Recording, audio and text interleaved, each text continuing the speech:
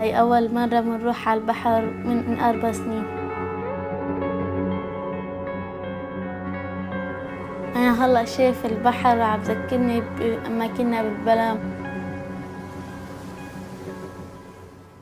Por mi parte solamente quiero dar una nota histórica, unas cifras y leer un poema, nada más. Hay gestos que parecen insignificantes y sin embargo se convierten en la llama que encienden revoluciones o guerras. En diciembre de 2010, un joven vendedor tunecino se inmoló en protesta tras la confiscación de su puesto de fruta y las humillaciones que sufrió de las autoridades cuando fue a denunciar los hechos. Aquella muerte fue el inicio de la primavera árabe, una gigantesca ola de indignación y manifestaciones contra los dictadores del norte de África y el Próximo Oriente. En Siria, unos jóvenes estudiantes hicieron una pintada en la pared de su escuela. Decía: «Es tu turno, doctor», en referencia al dictador Bashar al-Assad. Y el dictador hereditario respondió con una terrible represión a las multitudinarias manifestaciones de su pueblo.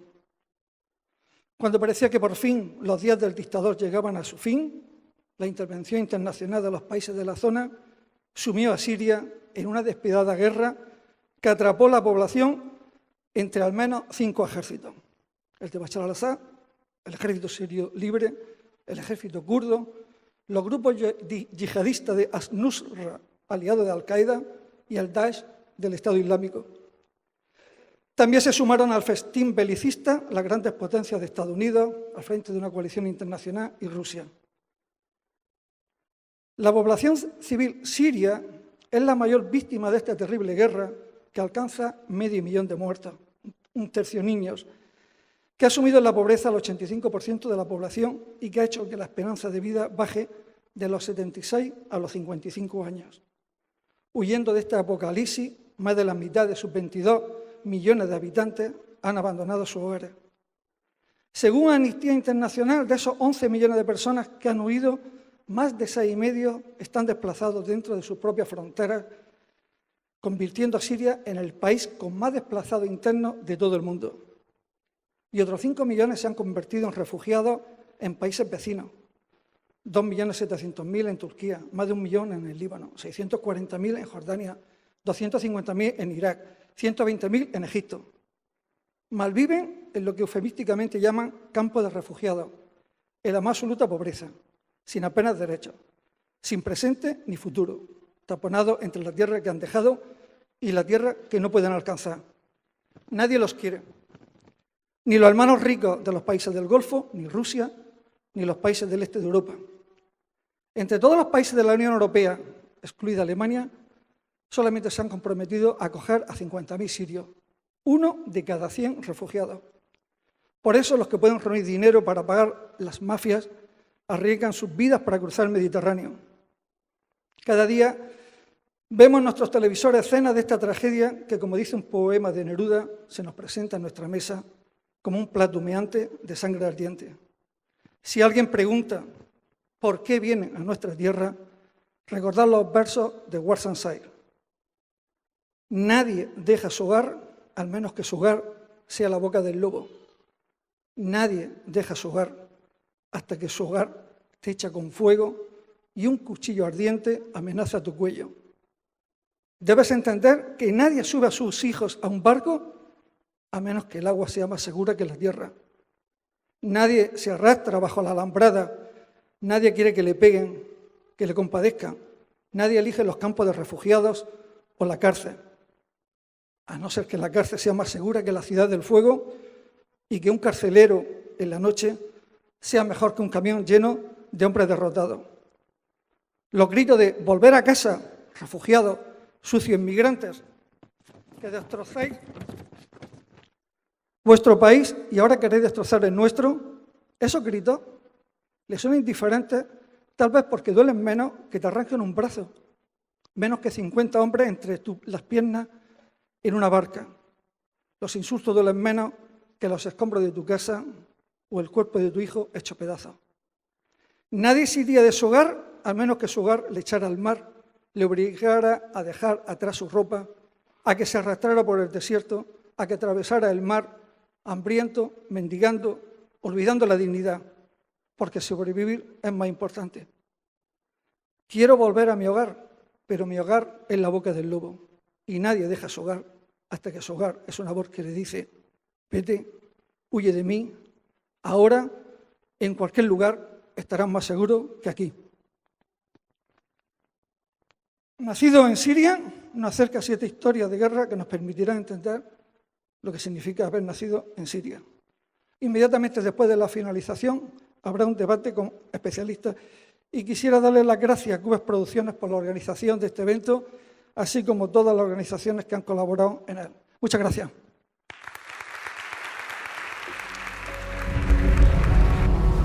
Doch Millionen Menschen sehen sich heute aufgrund von Krieg, Terror und Gewalt zur Flucht gezwungen.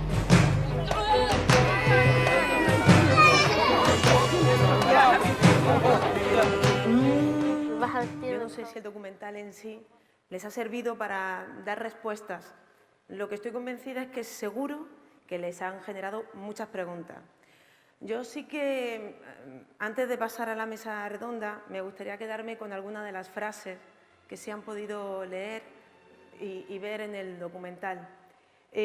Una de ellas la han repetido hacia el final del documental, y es que pensaban que lo duro era cruzar el mar, pero que realmente el problema, lo difícil, llegaba después. Otro es una frase que decía una de las protagonistas, que decía que la guerra había destruido sus vidas. Decía otro que no entiende por qué la gente no les abre las puertas de sus casas, por qué no van a recibirlos. Y me ha llegado al alma una, cuando le preguntan si alguna vez piensa en volver a Siria, la respuesta es: nunca pienses en volver. Esa Siria que tienen en su mente ya no existe, ¿no? Con esa frase, que yo creo que nos hace un poco reflexionar a todos, me gustaría empezar la mesa redonda. Voy a presentar a los distintos miembros de la mesa. Uno de ellos es Nabil Yasser, él es nacido en Siria, es psiquiatra y es especialista precisamente en temas de inmigración, con publicaciones sobre los problemas de adaptación, los duelos migratorios, la comunicación, un poco todo el proceso que les queda también a estos refugiados. Le damos un aplauso a Nabil.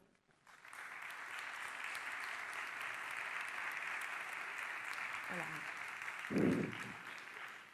El siguiente de los miembros de la mesa es Javier Pajarón. Él es periodista, está especializado en el conflicto. Hace apenas un año estuvo empotrado con la Legión en la base Miguel de Cervantes, que está ubicada en el Líbano, junto a los Altos del Golán, que está justo en la frontera con Siria. Le damos un aplauso a Javier.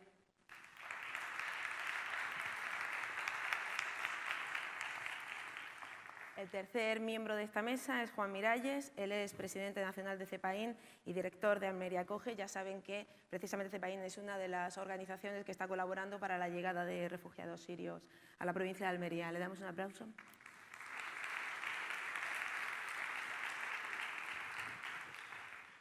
El cuarto miembro de esta mesa es Pablo Pumares. Él es director del Centro de Estudios de las Migraciones y han podido verlo al principio antes del documental. Le damos un aplauso.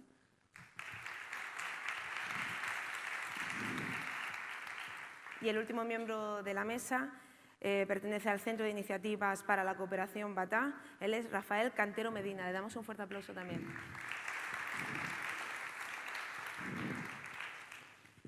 Yo, si os parece bien a todos, pediría que de una forma sucinta empezáramos con un poco cada uno de vosotros explicando qué os ha parecido el documental y un poco, ya digo, de forma sucinta, unos primeros esbozos de lo que os ha parecido. Si os parece, empezamos de allí hacia aquí. Así que, Rafael. Bueno, yo vengo con un poco de ventaja, ya había visto el documental. A mí me parece un buen trabajo, un buen documental, en el que es necesario, totalmente necesario por otra parte, junto a otros documentales. Yo pienso que se recoge un poco una característica que se está dando mucho en este género de cine, en el documental, y es la la necesidad de la actualidad, ¿no? Es decir, está muy pegado a la actualidad. Y por otra parte, yo siempre me he quedado con ganas de compartir una mesa como esta con el director, ¿no? Es muy interesante el debate. Yo creo que el debate, después de ver una película de estas características, pues nos sirve para sacar un poco hacia afuera. Pero después de verlo se me quedaban muchas preguntas, ¿no? Se me quedaban muchas preguntas referidas a, no sé, al final del documental. Quiero recordar que se planteaba que, bueno, pudo hacer el seguimiento a muchos de los personajes, a muchos de los niños, a otros los perdió. En el camino no supo más de ellos, no pudo seguir el rastro y me hubiera gustado, ¿no?, compartir con él y hablar con él de estos temas, ¿no?, cómo lo vivió él y cómo, no sé, y cómo se podría haber integrado esto, ¿no?, también en la historia, porque me parece una cuestión muy, muy fuerte, no muy dura, ¿no? O sea, no solamente la cuestión de cómo se va produciendo, ¿no?, el periplo, ¿no?, por las fronteras, diferentes fronteras de Europa, sino cómo se podría haber integrado, ¿no?, esta cuestión de esos menores que de buena a primera desaparecen y ya no se les puede seguir el rastro y no se sabe dónde están. Juan, un poco la visión. Yo no lo había visto y me ha gustado, bueno, no me ha gustado. Yo sí había visto esos ojos de los niños refugiados, de los niños inmigrantes, aquí en Almería, no hay que ir muy lejos, pero creo que lo ha recogido muy bien. También que llega un momento en que casi no te gusta que siga recogiéndolo así de bien, menos más que al final, bueno, te resucita un poco, ¿no?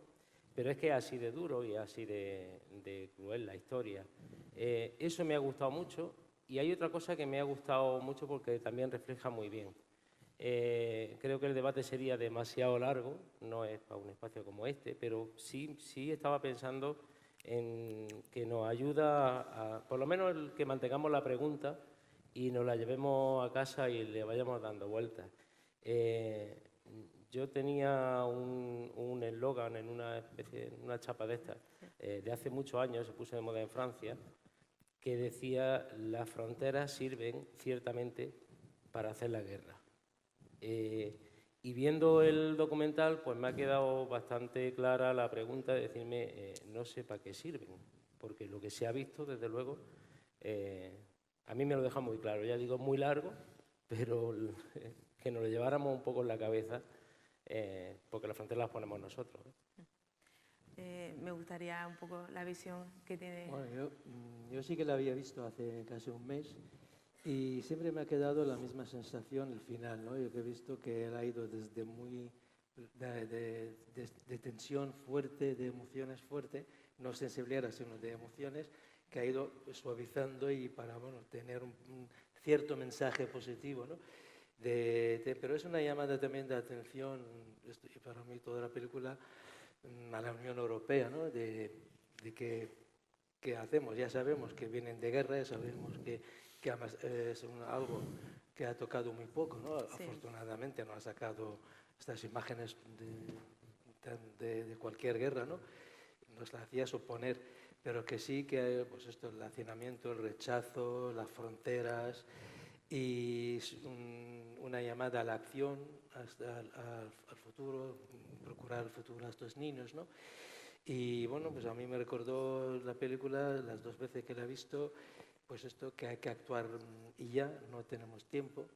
Y me recordó la frase de Amin Maalouf, que dice que el tiempo no es nuestro aliado, sino nos juzgará. Y ya estamos ante una condena aplazada, ¿no? Antes o después pasa factura el tiempo. Yeah. Javier Pajarón. Buenas noches, Lola. En primer lugar, bueno, hay que decir que Hernández es un tipo muy inteligente y sobre todo muy comprometido, que lleva mucho tiempo trabajando con asuntos vinculados a los refugiados y los conflictos, no solamente en Oriente Medio, sino sino también en África. Ha recorrido buena parte del mundo con John Sistiaga y lo estábamos comentando antes. Yo sí noto una evolución entre nacido en Gaza, que fue su trabajo anterior, creo que en 2014, después de uno de los últimos ataques de Israel en ese momento en la franja, y este trabajo de nacido en Siria. Creo que este es un trabajo que tiene mayor recorrido, seguramente porque el material con el que contaba le desbordaba, es decir, solamente con ir a Idomeni o ir a alguno de los otros campos de refugiados habría encontrado miles de niños. Estamos hablando de que, según ACNUR, hay más de 2,5 millones de niños que han sido desplazados fuera del país dentro de este éxodo, que es un término que además tiene mucho simbolismo porque tiene un origen, como todos sabemos, muy vinculado a Israel, ¿no? Creo que es un trabajo mejor que el de Gaza, que también era un trabajo necesario, porque añade mucho contexto. Lo estamos hablando, a quién le gustaba Sistiaga, a quién no. Yo soy fiel defensor de Sistiaga. Nacido en Gaza, yo creo que él se quedó un poco corto en cuanto a contexto. Es decir, todos conocíamos más o menos lo que pasaba en Gaza, pero nos faltaban elementos añadidos a los de los niños. Aquí hemos visto familias completas, hemos visto unos acertados apuntes periodísticos sobre la evolución de ese recorrido de los refugiados desde Siria a distintos puntos de Europa, y yo creo que es un trabajo muy necesario que refleja una vez más el compromiso que tiene Hernán Zin, y bueno, hay que decir que es una pena porque encontrar este tipo de documentos en salas es muy difícil, y gracias al esfuerzo que se ha hecho hoy aquí por lo menos podemos verlo, ¿no? Podemos verlo y analizarlo, incluso debatir sobre el tema, que no siempre es fácil ponerlo sobre la mesa, ¿no? Tener un debate abierto y con gente que pueda preguntar también dudas e incluso curiosidades, ¿no? Me gustaría, el último de los participantes, Pablo Pumares, que diera su visión sobre el documental. Bueno, yo lo que me han gustado muchas cosas del documental. Quizá lo primero es cómo captar digamos, la imagen de ellos, el punto de vista de los refugiados, y además a través de lo que piensan los niños, ¿no? En principio, pues, y se ve, ¿no? Cuando hablan, ¿no? Pues de la manera más inocente, más sencilla y por tanto también pues más conmovedora y más terrible, ¿no? Quizá creo que eso es un acierto desde muchos puntos de vista, ¿no? Porque digamos, es una mirada mucho menos sesgada, está basada en su experiencia directa, y además, bueno, pues también nos toca a todos la fibra sensible mucho más, ¿no? Nos hace ser más conscientes de toda la tragedia que significa esto, ¿no? Es cierto que hay muchos puntos de debate, muchos puntos analizables. A mí me gustaría comenzar por uno, ya que hemos estado hablando del tema de los niños, de la mirada, que además se utiliza muchísimo a lo largo de todo el documental, esa mirada desde los ojos de los pequeños. En todo ese proceso de cruzar el mar, en todo ese proceso de miedo a la muerte, luego todo el camino por los campos de refugiados, psicológicamente, luego cómo uno se recupera de eso. Tanto Nabil, que entiende, lógicamente, especialista en el tema, como luego cuando llegan al sitio, cuando encuentran un hogar, un refugio, cómo lo desarrollan. Si os parece, empieza Nabil. Bueno, pues que los niños, bueno, además que lo hemos visto en la película, en el documental ya han explicado, vienen de vivir en una situación de un estrés bastante tóxico, una situación de vulnerabilidad muy acentuada. Y es que imaginarnos el vivir día a día, todos los días, y no saber que puede ser el último día de tu vida, ¿no? Y esto pues sí que se cobra un peaje muy importante psicológicamente. Y el ver los padres que se han muerto, o los hijos, o los hermanos o familiares enterrados, son niños que han vivido 6 años, de momento, y espero que no sean más, 6 años de que han sido bombardeados, han pasado hambre, se ha roto toda su vida, que hay niños que no conocen otra cosa más que la guerra. Es una generación rota, ¿vale? Y todo esto pues puede ir afectando su su capacidad de afrontamiento, aunque afortunadamente, y esto también el documental lo refleja, vemos esta capacidad de resiliencia que tienen todavía los niños, ¿no? Pues, y incluso los padres. Y lo que afecta también a los niños cuando se separan de los padres, cuando los padres se mueren, o incluso esta situación va afectando al conjunto de la familia, ¿no? Porque se rompen los roles, se rompe la interacción familiar. Los niños necesitan a los padres como figura de protección y como figura de guía, que esto también la pierden porque los padres, madres, padres están bastante tocados e incluso ellos también lo están pasando mal. Entonces todo esto pues, está jugando un futuro de una generación, incluso de más de una generación. Es una generación sin está perdiendo la oportunidad de la formación, de la educación y bueno, pues más efectos si todo caso a lo largo del debate se puedan hablar, ¿no? Para no alargar yo más. Sobre todo quiero decir que en cualquier momento que queráis decir cualquier cosa, simplemente la decís y hacemos un poco también de réplica. Juan, un poco cuando llegan aquí, cuando llegan a Almería, después de todo ese proceso, ¿cómo llegan? ¿Cómo vienen ese proceso? ¿Cómo vienen sus cabezas? Que es lo más complicado.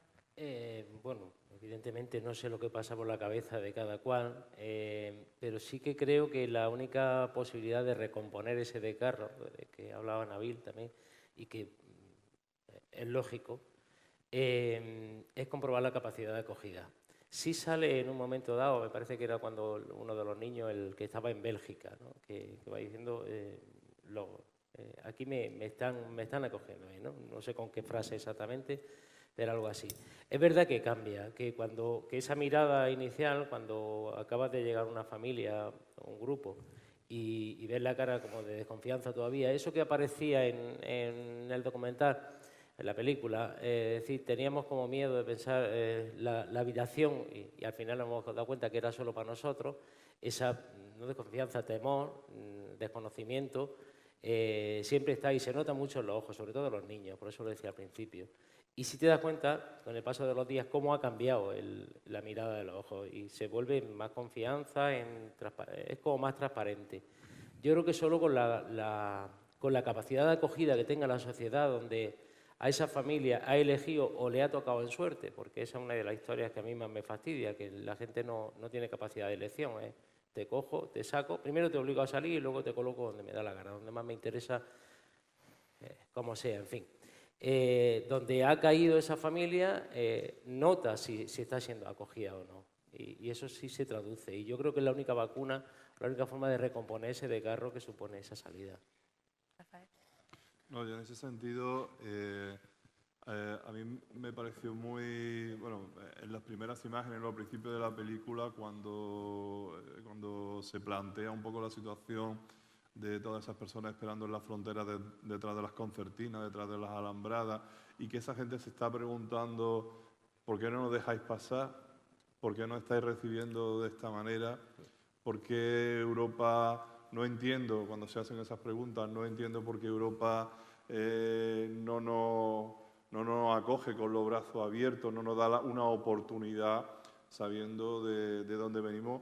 Me parece yo pienso que es fundamentalmente el elemento con el que se ha ido construyendo aquí toda la cuestión de la movilización ciudadana. Para mí representa básicamente una mentira, es decir, se confronta muchas veces, ¿no? Cuando, por ejemplo, con el tema de los musulmanes, con el tema con la cuestión de las personas que vienen de África y tal, se confronta el tema de los valores, ¿no? Y yo pienso que eso refleja de manera clara de qué valores estamos hablando, ¿no? Y qué valores percibe esa gente, cuáles son los valores de Europa en este momento. ¿Cuáles son los valores que se pueden poner encima de la mesa para estos refugiados, ¿no? Para estas personas que vienen aquí, que han pasado por esa situación, y nosotros como sociedad, ¿no? ¿Qué valores ponemos encima de la mesa? La solidaridad, la generosidad. Ahí hay una ruptura fuerte, ¿no? entre la visión, una visión yo creo que bastante, no sé, demasiado utópica, ¿no? De dónde iban, ¿no? Con lo que después realmente se encuentran y con lo que ha sido esa vergüenza, ¿no? de inacción y de mirar a otro lado, ¿no? Lanzo un poco la pregunta al aire porque antes decía precisamente también que el tiempo juzgaría a Europa. No sé, a la hora de plantearnos cómo nos juzgarán, cómo juzgarán a Europa el tiempo. Difícil. La verdad que la Unión Europea, de la que yo soy muy partidario, francamente, pero lleva todo este siglo pues dándonos una decepción detrás de otra, ¿no? Y la verdad que es una cuestión que hay que replantearse, ¿no? Queremos yo por lo menos creo que necesitamos una Unión Europea bastante mejor y si no, pues va a seguir perdiendo gas, ¿no? Una idea en principio muy interesante, ¿no? Pero estamos en eso, ¿no? Que realmente quizá seguimos siendo poco Unión Europea y en cuanto surge la más mínima crisis nos volvemos países que nos cerramos en nuestras fronteras, ¿no? Y eso, el caso de los refugiados, pues lo ha dejado muy patente, ¿no? Ha sido tener los refugiados a las puertas y cada país empezar a rescatar sus viejas fronteras y a decir a mí que no me toque nada. Y, bueno, y a los griegos y a los italianos pues que se las apañen un poco, ¿no? Es muy decepcionante y sobre todo además porque realmente era una situación de una gran emergencia, ¿no? O sea que realmente reclamaba el haber adoptado una política de Unión Europea realmente con muchos medios para afrontar esta situación, porque es que los problemas de todo tipo que se plantean, pues es que realmente exigen pues una acción a gran escala, ¿no? Y que no puede desde luego pues asumir cualquiera de los estados de manera individual, ¿no? Porque todo lo que no se haga pues significa pues generar todo tipo de problemas y de que las situaciones dramáticas se prolonguen en el tiempo y se agudicen. Yo quería decir algunas cosas así, voy a intentar ser sintético, algunos se han apuntado ya. En primer lugar, una cosa muy llamativa, parece obvia, pero se ve en el documental, que esto no es La vida es bella, es decir, los niños no están engañados, esto no es un juego, todos los niños que han recorrido el camino saben quién es Daesh, saben quién es Al-Assad, saben dónde están, no saben muy bien dónde van, pero sí saben lo que está pasando. Y parece una perogrullada, pero no es sencillo, es decir, entender quién se está matando con quién en Siria no es nada complicado. No hace falta leer Le Monde Diplomatique para enterarse. Uno se mete en Wikipedia y ve los contendientes y es realmente complejo, ¿no? Eso por una parte. Después, por otra parte, me gustaría también destacar que hemos visto, me lo he apuntado aquí porque me ha parecido llamativo, hemos visto gente jugándose la vida en pateras, gente saltando vallas y siendo perseguida entendemos, agencias de fronteras o cuerpos de seguridad. Hemos visto a gente dependiendo de la ayuda humanitaria. Hemos visto niños perdidos. Incluso hemos visto a gente llegando a Alemania pensando que eso es el paraíso y que iban a tener una vida mejor. Si en España no nos damos cuenta de que eso lo tenemos aquí, tenemos un problema muy grave, ¿no? Y entroncando, por no extenderme demasiado, entroncando con lo que decías de la responsabilidad un poco de la Unión Europea y voy a contar, afortunadamente por mi trabajo tengo experiencias muy edificantes y algunas no tanto.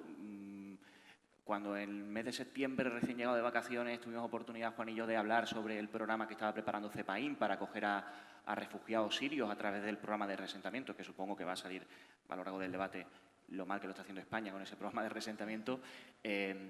Yo publiqué una información en el periódico para el que trabajo, en La Voz de Almería y en la cadena SER, y lo compartimos en redes sociales. Esto lo hemos hablado, Juan lo sabe porque lo he contado.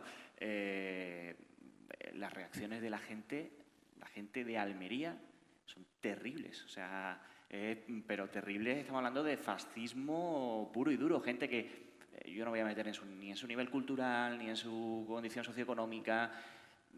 Estoy hablando de 400, 500 comentarios a una información que lo que decía es que Almería finalmente, después de años o de meses, se iba a incorporar a un programa de reasentamiento, y la gente decía que se queden en su país, no los queremos, aquí no hay trabajo, ¿por qué nosotros? O sea, pero en una proporción, digamos, de 90 a 10, es decir, un 90% de comentarios negativos o muy negativos y un pequeño porcentaje de gente que además se sentía un poco como atosigada por decir que... Recuerdo que había uno que decía, hola Almería, por fin mi tierra, yo que estoy fuera y siento tal. Y fue tremendamente criticado por gente, no tienes ni idea, fíjate lo que viene. Y un solo comentario más, por no extenderme, es que hay que recordarlo, también es de perogrullo, pero acoger refugiados es una obligación legal de los Estados. España está obligada a acoger refugiados. Es decir, un refugiado que llega a la frontera y que pide asilo político, se tiene que acoger, es derecho internacional.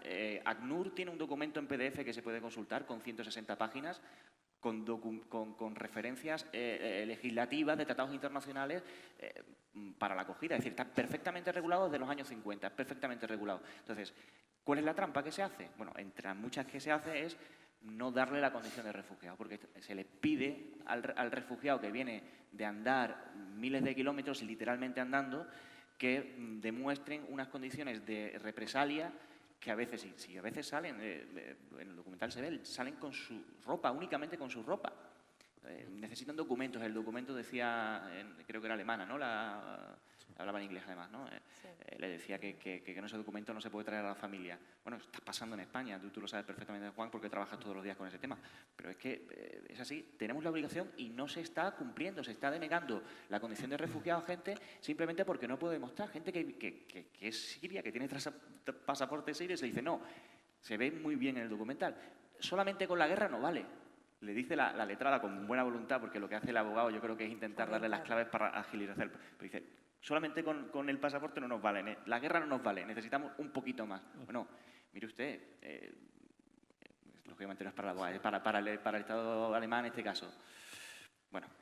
Abre varias vías de debate. Quería comentar una cosa, juntando lo que tú acabas de decir con lo que ha dicho Pablo, que me parece muy importante. La Unión Europea se ha comportado como se ha comportado. Y me he acordado al ver, se nota un poco la evolución que hace, por ejemplo, Alemania, las 2 o 3 veces que ha hablado Angela Merkel. ¿Qué es lo que pasa? Pues que al principio había mucha más permeabilidad de fronteras, mucha más disposición para la acogida y luego van recogiendo velas. Y uno tiene la tentación de decir, es que nuestros políticos lo están haciendo fatal, la Unión Europea lo está haciendo fatal. No, lo estamos haciendo fatal nosotros. Porque cuando han ido girando para bloquear más las fronteras y mostrar un discurso mucho más contrario a esa obligación de acoger a los refugiados, es cada vez que se iban acercando elecciones en todos esos países. O sea, nuestros dirigentes, nuestros políticos, nos tienen miedo porque saben que si apuestan por la acogida de refugiados pierden votos. O sea, quien está cerrando las puertas son las personas que votamos, los ciudadanos que votamos dentro de Europa. Y eso hay que reconocerlo a nosotros. Ya me imagino que los que estamos aquí no, ¿vale? El día, esto a lo mejor no es políticamente correcto, me da igual partido que sea, pero el día que busquemos en la propuesta política de cada uno, es decir, vale, ¿qué dice? ¿Que los refugiados a tomar por saco o que nos vamos a comportar como personas? A ese le voto y a este no le voto. Eso cambia, y cambia el sistema de acogida. Otra cosa es que Pero eso lo dices porque... Sí, pero que esto es... también en cuestión de eso. Pero eso lo dices porque viene Pedro Sánchez mañana aquí a este escenario, el tema de las primarias, ¿no? Pedro Sánchez que viene mañana. No es por eso. Bueno, esto es, digamos, el resultado de la política de la Unión Europea de blindaje de defensivo. Y además lo que decías tú, Juan, es que el problema, es verdad, el problema está en la sociedad. El problema de que psicológicamente en nuestra Constitución existe el miedo al otro, ¿vale? O sea, el otro lo necesitamos, sin el otro no somos, pero tenemos también este miedo al otro. O sea, esta, digamos, actitud o predisposición a la xenofobia, porque al final la xenofobia es miedo al otro, ¿no? Y entonces la tenemos. Ahí viene el discurso populista y el discurso de la extrema derecha, conecta con nosotros, conecta con este subconsciente nuestro, y allí lo que dice el mercadeo de los votos, donde los políticos, yo creo que están los partidos progresistas o de centro derecha democristianos se están equivocando, porque uno de los efectos de esta, a mi modo de ver, ¿no?, de esta política de defensa está produciendo una enfermedad en la sociedad que es la xenofobia. Es decir, porque lo que están haciendo con el miedo a perder votos, están adoptando las políticas de la extrema derecha. Y esto la extrema derecha lo está vendiendo como éxito suyo. Por lo tanto, las políticas de la derecha moderada se está transformando en derecha precisamente por el miedo a perder el voto, porque la sociedad lo rechaza. Es decir, que la sociedad tiene este miedo, pero es un círculo, ¿no? O sea, que se aprovecha este sentimiento, de este miedo al otro, y entonces se lanza un discurso de xenofobia, discurso de rechazo al otro, y ya tenemos la bola de nieve, y muy difícil de romper. ¿Cómo se rompe? Es con acciones de gente que está por la labor. Y a mí las promesas electorales tampoco me convencen mucho, ¿no? O sea, que hemos tenido dos elecciones, y precisamente donde he fijado yo dónde quedan los inmigrantes o los refugiados en los programas electorales.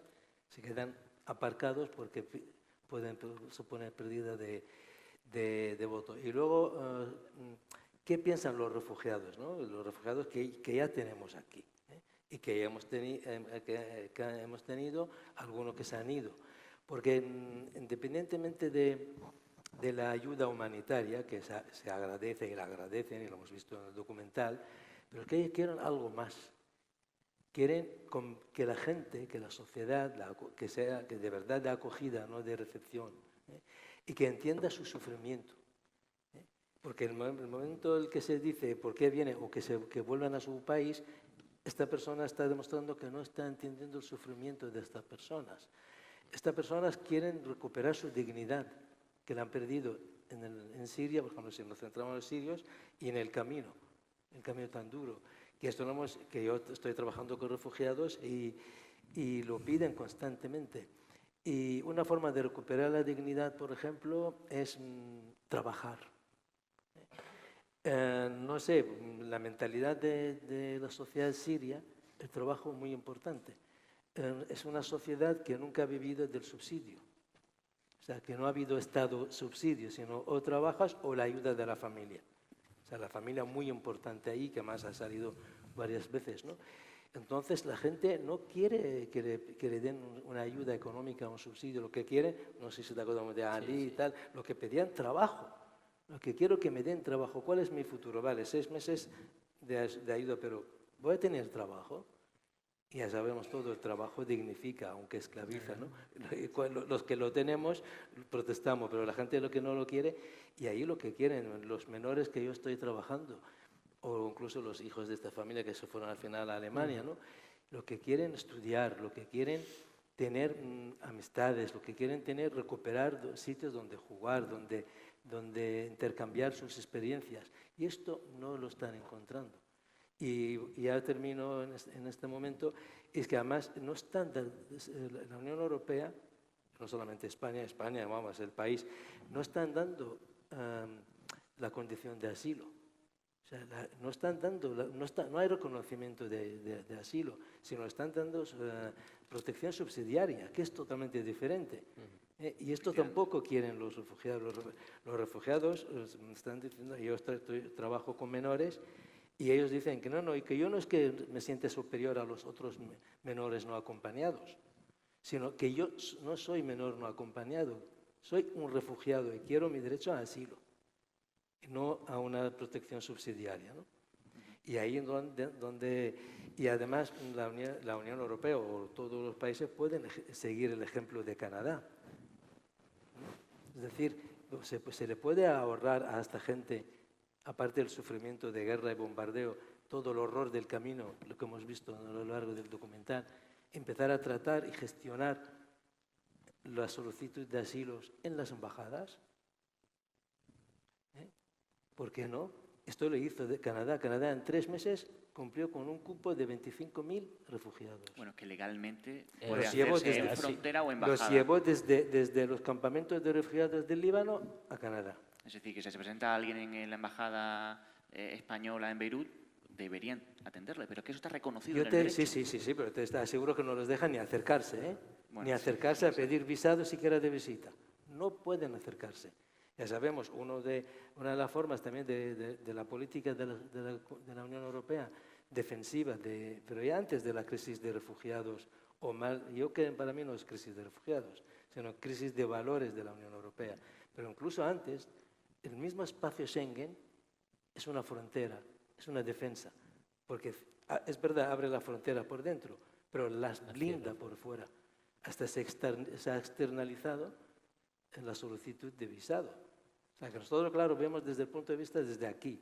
Quiero ir a Marruecos, me dan visado en la frontera. Que venga un marroquí aquí a ver cuándo le dan el visado.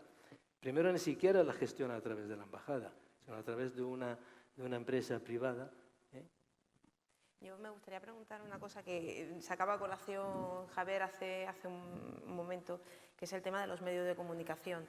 Hablamos de una sociedad que rechaza la llegada de los refugiados, que no terminan en realidad de darle el asilo.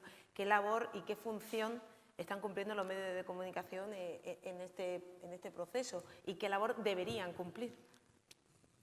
El que se lance. Bueno, yo creo que tampoco nos podemos sorprender. Es decir, ahí está está Ceuta y Melilla, ¿no? O sea, que esta situación con respecto a las personas que intentan pasar una frontera no es nueva, ¿no?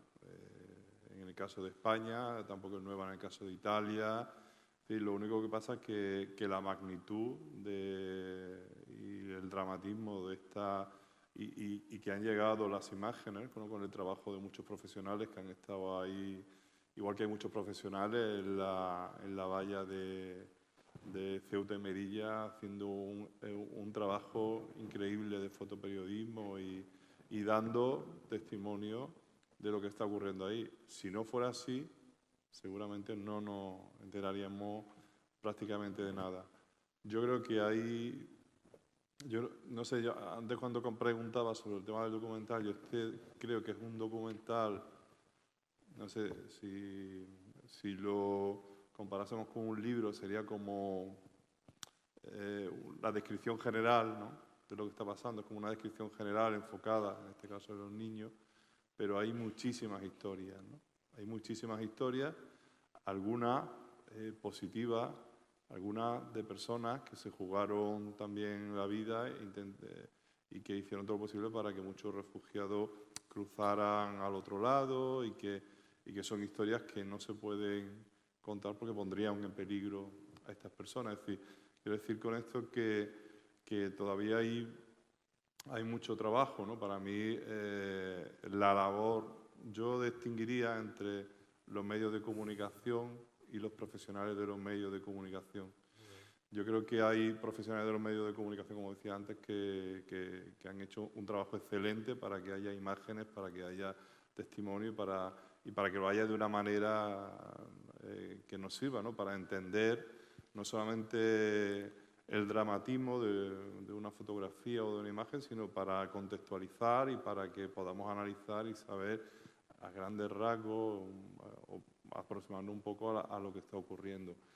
Los medios de comunicación convencionales son otra historia, pues va a depender siempre de lo que quieras escribir, tú eso lo conoces mejor que nadie en esta mesa, sí, y de las circunstancias y de que no haya otra noticia pues que interese más en ese momento, ¿no? Pero, no sé.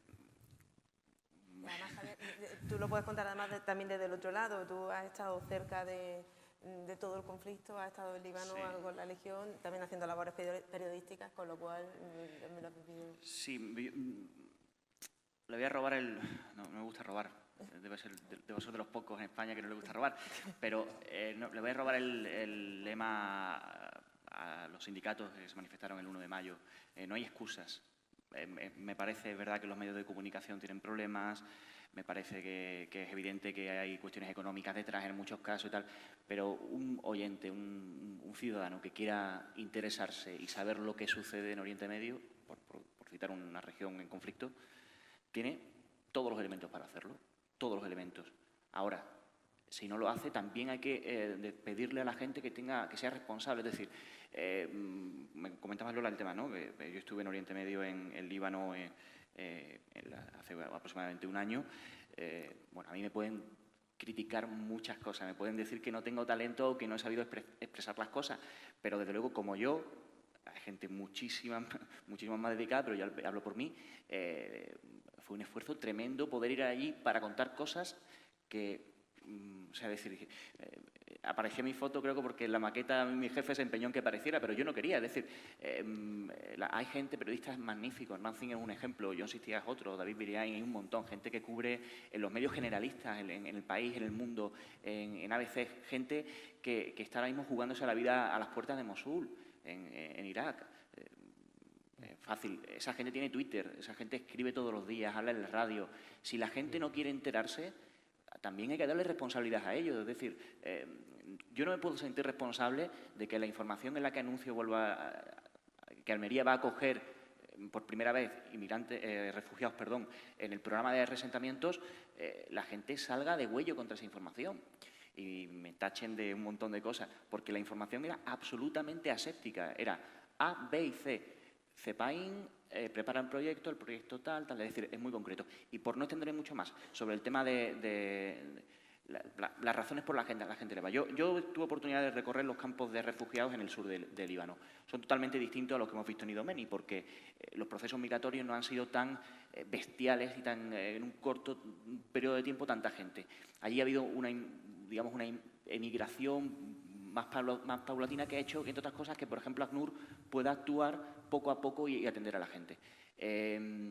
Pero están en la mitad sur del Líbano, la zona que está controlada por España es una zona terriblemente tensa. Es decir, unos días antes de que llegara yo al Líbano, Israel soltó 120 bombas en el territorio donde están trabajando como inmigrantes, como hacen los inmigrantes aquí, subsaharianos, marroquíes, trabajando en invernaderos, son invernaderos exactamente igual a los de aquí, quizás un poquito más bajos, pero trabajando en una zona donde hay proyectiles sin detonar, que tiran bombas. Es decir, que esa guerra terminó en 2006 en principio, pero sigue, y viven en la misma frontera, en sitios donde caen, por ejemplo, bombas de fósforo blanco, que son unas bombas fumígenas que utilizan para crear humo y tapar la frontera israelí. Pero Israel las lanza y son unas bombas que siguen ardiendo aunque la metas en el agua hasta que se consumen. ¿Qué sucede? Que los niños, que yo lo he visto, niños pequeños, 2, 3 años, viviendo en el barro, descalzos, al albur de encontrarse una mina enterrada, es decir, viven en situaciones terribles. Hay gente que dice, bueno, que se queden en su país. ¿Quién elige vivir en un campo minado? Nadie elige vivir en un campo minado. Y eso yo creo que es un motivo de reflexión, ¿no? Sí, me gustaría abrir ahora el debate también a la gente del público. Si tienen alguna duda, solamente levantar la mano por si quieren intervenir con cualquiera de los miembros de esta mesa redonda. La verdad es que por ahí adelante es que con la luz veo que no vemos. Con la luz vemos regular por aquí arriba. Dígame su nombre. Buenas tardes, soy Amalia Tesoro. Al hilo de la intervención que acaba de hacer, vale, hay profesionales estupendos. En mi opinión, no existen las noticias neutras. Y además, yo creo que en tu misma intervención lo has dicho, esa parte de los niños que viven en campos minados, esa parte no la contáis. Luego tampoco es neutra el que cuente, digamos, entre comillas, objetivamente, vienen refugiados. Eso de contar así las cosas y de paso llamarnos fascistas a los almerienses, yo creo que es descontextualizarlo. Por supuesto que existe, pero yo creo que no hay que obviar la responsabilidad. Me ha gustado mucho la reflexión que tú has hecho, porque no sé cómo no se me había ocurrido a mí. Es que completamente... la reflexión que ha hecho en el sentido de que tenemos la culpa también entre comillas. Yo creo que aquí no hay culpa, la ciudadanía, porque quita votos. Y también estoy de acuerdo con lo que dice Nabil de que tampoco se queda aislado se quita de en medio el tema de los refugiados y el tema de la emigración. En este caso yo creo que se puede hablar de los dos, pero no eso no es una cuestión aislada. Digamos que eso es como algo tóxico en la sociedad que se va extendiendo cada vez más y se va derechizando.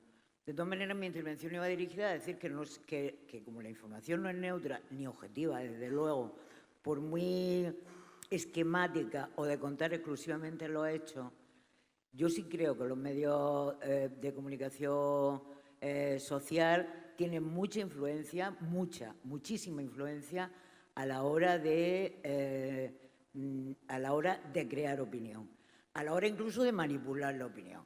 Entonces, sí que creo que sería conveniente que se reflexionara, no quiero cargar las tintas sobre vosotros, pero sí creo que es importante que se reflexionara sobre ese tema porque me parece muy, muy importante. En el sentido de qué podíamos hacer cada uno o qué podíamos hacer colectivamente ante esta cuestión que la verdad que es escalofriante. Y me gustaría hacer una pregunta de paso. ¿Estáis en un proceso de traída de refugiados? ¿O estamos en Almería? Es que acabo de venir a vivir aquí. Es que no veo. Que si está ahora mismo en Sí, vamos a ver. España, nuestro gobierno, está en proceso de cumplir con el acuerdo que hizo, muy despacio, muy lentamente, y metiendo algunos atajos en ese acuerdo desde hace casi 2 años. Otra cosa es que a Almería hayan empezado a llegar, sí, hace 1 año, 8 meses o así. Digamos, no solo CEPAIN, hay otras organizaciones que también trabajan Roquetas. ¿Cuánta gente aproximadamente puede estar ya en Almería, entre las dos asociaciones? La verdad es que no lo sé. Que habíamos estado haciendo cuentas. Digo que no lo sé conscientemente, podría hacer las cuentas de memoria, porque el problema está siendo que el gobierno casi nos recomendaba. A mí estas cosas me dan vergüenza, ¿vale? Cuanto menos se note mejor. Esa es la recomendación. Que la población española, la honrada población española, no se entere mucho de que le están llevando refugiados a vivir cerca. En Almería, que deberíamos de estar acostumbrados a que viven 100.000 inmigrantes y no pasa nada, desde luego nada malo. Y en Almería, como en el resto de España, como que hubiera que ocultar. Esa es la recomendación. De hecho, en Roquetas, que es el Cruz Roja, optó por un modelo de acogida de más concentración de plazas, tuvieron movida en el barrio porque decían, nos van a meter aquí en Roquetas, que lleva años vanagloriándose de ser la población que tiene más de 100 nacionalidades y se ha vendido eso incluso como para presumir. Da cierta vergüenza. En Almería sí, ahora mismo nosotros por lo menos, la organización, tenemos 4 pisos de acogida. 4 pisos, porque nuestra opción ha sido en grupos pequeños, si pueden ser unidades familiares, mejor, porque creemos que facilita la integración. Pero solo por eso, digamos que las instrucciones eran, por Dios, no liemos jaleo, porque estemos cumpliendo la obligación legal de dar asilo a los que están siendo reconocidos como refugiados, que es que tiene narices. Por alusiones, ¿no? Sí, como Pachi López, ahora que se presentan las primarias y es el inventor de las alusiones, pues yo vamos a ver, sobre el tema de las cifras, por retomarlo por el final, España ha acogido aproximadamente 1.250 refugiados sirios y en menor medida iraquíes. Firmó un acuerdo con la Unión Europea para acoger un cupo de unos 17.000 y, según tengo entendido, hoy mismo la defensora del pueblo, Soledad Becerril, había denunciado que había que cumplir con un cupo de 7.500 antes de septiembre. Y, lógicamente, eso no va a llegar, ¿no? Por lo tanto, a nivel de cifras, eso se puede trasladar un poco la frustración de las entidades, un poco pues, aquí a Almería, ¿no? Que se puede traducir. Después, sobre el tema del debate de la objetividad y todo esto, es un tema que pues nosotros en la facultad, el primer día ya lo ventilamos. Efectivamente, no, la objetividad no existe. Efectivamente, el periodista se tiene que posicionar desde un punto de vista en el que, bueno, pues casi ético, ¿verdad? Yo escribí sobre los refugiados y lo publiqué en La Voz de Almería y lo hice desde allí, desde el Líbano, lo mandé aquí. Lo que pasa es que, lógicamente, pues ni todos leemos todos los medios de comunicación, ni uno seguramente buscaría La Voz de Almería una crónica sobre los refugiados sirios desde Líbano. Lo que pasa es que se dio una circunstancia que es que los cascos azules españoles eran de Almería, eran de Viator. Y estaban haciendo una labor humanitaria, tengo que decirlo. Entonces, lógicamente, y un apunte más sobre el tema de los medios de comunicación. Hay muchas teorías sobre el impacto que tienen las informaciones en los ciudadanos. Hay una muy famosa, se llama la de la aguja, perdón, la aguja podérmica, y otra de la bala mágica, donde algo así como que le pega un tiro el periodista al espectador o al oyente o al lector, y toda la información llega tal cual.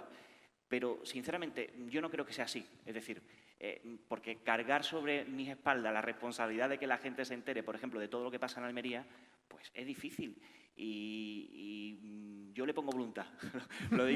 lo digo sinceramente, le pongo voluntad e intento dar informaciones. Hoy mismo hemos publicado en el periódico las primeras páginas del periódico reservadas específicamente a la gente que llega de zonas de conflicto, no solamente de Oriente Medio, sino también de Ucrania o, por ejemplo, de Mali, que es un conflicto tradicional, que allí, por cierto, en noviembre van a ir legionarios almerienses a luchar contra el yihadismo, a ayudar a las tropas locales, y están llegando por decenas, o han llegado en los últimos años por decenas, a Almería. Entonces, bueno, los medios de comunicación hacemos un trabajo, ¿cómo diría? Esto es un poco como el fútbol. Todo el mundo opina de fútbol y porque estamos constantemente expuestos. Nosotros admitimos las críticas, y yo particularmente las admito, y, en fin, podemos debatir mucho sobre esto, pero hay una cantidad de recursos informativos enormes.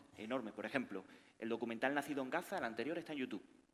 Es decir, si alguien quiere interesarse por el Gaza y le ha gustado la perspectiva que da Hernán Zin sobre los niños en conflicto, en YouTube se ve tranquilamente, no hay problema. Es decir, hay un montón de recursos. Claro que no estamos de acuerdo con la información que da La Razón, o no estamos de acuerdo con la información que da el diario.es porque nos parece demasiado roja, o perfecto, o no nos gusta La Voz de Almería porque nos parece un poco cateta. Pero, bueno, acudamos al viejo topo, o acudamos no sé, hay prensa internacional, hay... en fin, y sobre el tema de los fascistas de Almería, yo no llamo a los fascistas de Almería. No sé si se ha enterado usted que yo soy de Huelva y no de Almería, pero yo no le llamo lógicamente a la población de Almería fascista. De hecho, creo que hay grandes ejemplos en Almería exportables al resto de España sobre acogida y tal, pero simplemente me refería a un caso concreto. Es decir, que el 90% de una información que tuvo una repercusión enorme sean fascistas, es que eran fascistas, era que se fueran, que si se tienen que morir, que se mueran ahí. O sea, menos mal que la Fiscalía está más pendiente de otras cosas sobre terrorismo y no me lee a mí, pero tiene desde luego campo, ahí hubiera tenido campo de... Y lo mantengo, eran comentarios fascistas y se puede recuperar incluso. Gracias. ¿Alguna otra pregunta desde el público? Levantáis la mano, por favor. Sí, por ahí.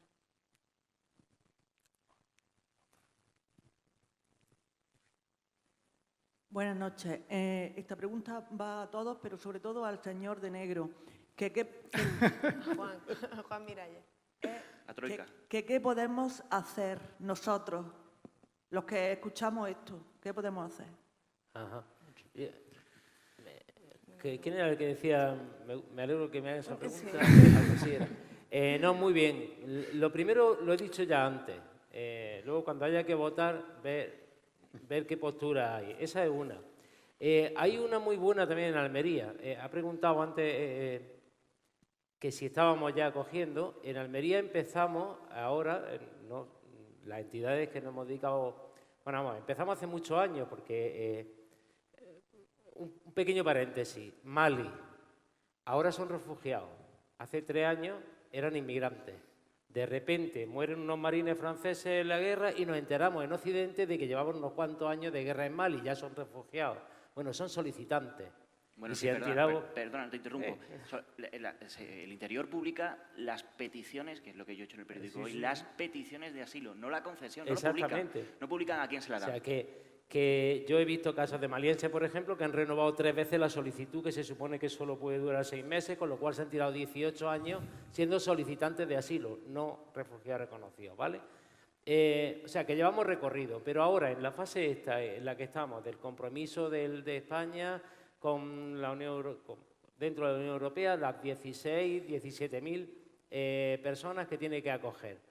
En Almería ya se están dando casos de personas refugiadas que han pasado la primera fase de acogida, que son 6 meses. Tienen la posibilidad de, con ayudas que se siguen dando, empezar ya a reconquistar esa dignidad que decía Nabil antes, a empezar a buscar un trabajo, alquilarse una vivienda, Pues, por ejemplo, no hay viviendas para alquilar y menos, de nuevo, eso yo creí que se había pasado, de nuevo, menos para inmigrantes o para refugiados. Nos estamos encontrando con otra vez la losa. A las entidades sí no la alquilan, se ve que dicen, bueno, pues estos tienen el dinero asegurado, no hay problema. A los inmigrantes, a los refugiados, no. El tema de la salida luego, cuando ya termina esa fase de primera acogida, que es más de tutelaje. Nosotros siempre hemos dicho lo siguiente, esta gente no necesita nada especial más que los dejemos ser nuestros vecinos. Y eso sí que corresponde al vecino inmediato. Si hay una casa que se alquila al lado y son refugiados, ¿de dónde? Me da igual. Son refugiados, son inmigrantes, son lo que sean. Lo que necesitan es que yo los mire como vecino, no como una amenaza, no como alguien subsidiado, no como alguien distinto. Mi vecino, mi vecina. Eso es lo fundamental y eso es lo que tiene que hacer la población. Ya que nuestros dirigentes o nuestra normativa no los deja ser ciudadanos, por lo menos que los hagamos vecinos. Seguramente es la recuperación de la dignidad, lo que hablábamos También antes, ¿no? colaborar con las entidades que están para hacer, por ejemplo, pues, acoger, ayudar a convivir, asistir a actos, invitarles a hacer encuentros, por ejemplo, una asociación de vecinos puede colaborar perfectamente con CEPAIM o con Cruz Roja para ir acogiendo a estas personas que se sienten vecinos, que se vayan introduciéndoles en la cultura española, en las costumbres españolas, para que vayan poco a poco también integrándose. O sea, ayudarles a integrarse culturalmente y como vecinos. Y yo sí que una pincelada sobre medios de comunicación. Yo creo que los medios de comunicación tienen una labor pedagógica muy importante y yo en diferencia también entre los medios de comunicación o el periodismo de compromiso y otros de las grandes como las televisiones y la radio y tal. Pues sobre todo me dirijo a estos, a los periodistas que trabajan en estos medios, el lenguaje, que se cuide el lenguaje, porque el lenguaje sí que tiene su importancia. Y entonces utilizar palabras como avalancha, como tsunami, como riada, son todos calificativos muy negativos, amenazantes, ¿no? Si dice, viene un tsunami que nos asusta, ¿no? Por lo tanto, ya asociamos inmigrante y refugiado a un tsunami, a una avalancha, a una riada. Entonces, estos calificativos sí que conviene que muchas veces se utilizan sin querer o sin maldad, pero hacen mucho daño y calan y meten otra vez el miedo al inmigrante refugiado de estas palabras, ¿no? Estos calificativos. Bueno, lo cierto es que se nos queda corto el debate. Yo creo que nos tiraríamos una hora más aquí debatiendo, pero se nos ha echado ya el tiempo encima. Les agradecemos a todos que hayan formado parte de esta mesa redonda después del documental. Esperamos que les haya resultado interesante y, sobre todo, muchísimas gracias a todos los miembros de la mesa redonda por su colaboración. Muchísimas gracias y buenas noches. Gracias a vosotros también por escucharnos.